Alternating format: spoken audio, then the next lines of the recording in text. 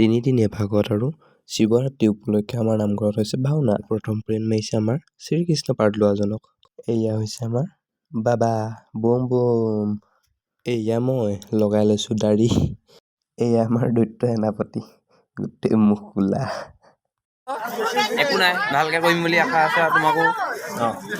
এয়া হৈছে আমাৰ শনি। এয়া মোৰ ফাইনেল লুক, কেনেকুৱা হৈছে জনাবচোন। ড্ৰেছ জুবিনদাৰ। কৃষ্ণ ওলাইছ।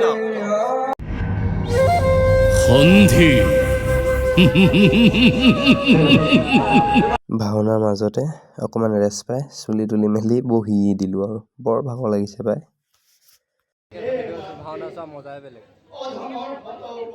পাৰ্ট শেষ হোৱাৰ পিছত এনেদৰে ভাওনা চোৱা কিন্তু আমেজ এটা আছে দেই। লুকটো চাওক আকৌ মোৰ।